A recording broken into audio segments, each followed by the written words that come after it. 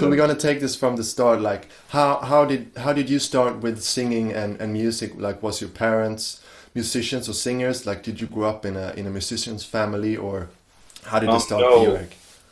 my parents were very,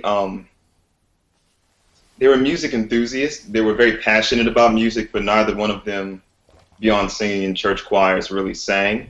But when I was 14, uh, I realized that I had a passion for singing, even though I wasn't really good at it. I had a passion for it, and I really began practicing hard every day, and I developed pre-nodules on my vocal cords.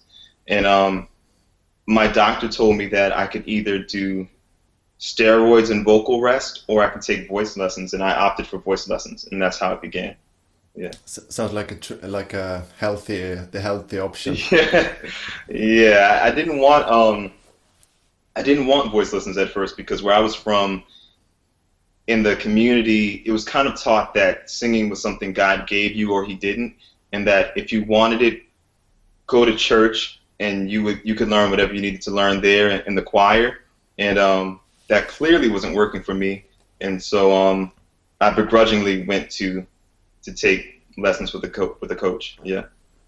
That's cool. So like pretty on from an early age, like already when you were in your teenage. That's very cool. Yeah, yeah. I wasn't good, but I was I was focused. Yeah.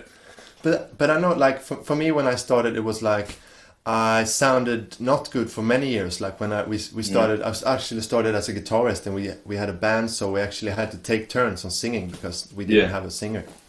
And I was having like earplugs in, and I wasn't really listening, so it sounded like terrible for many years. Yeah. Yeah, I But it's understand.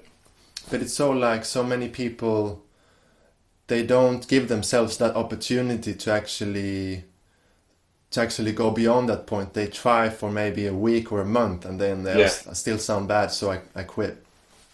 Yeah. I see that all the time on YouTube.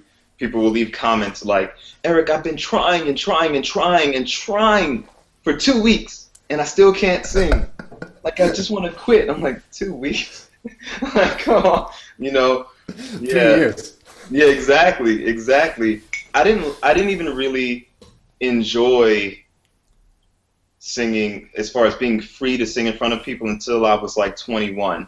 And so I started at 14, and maybe like right when I was about to get out of college, I felt like, singing is fun now in front of people. Like I feel in control and my voice feels free. But it took a while.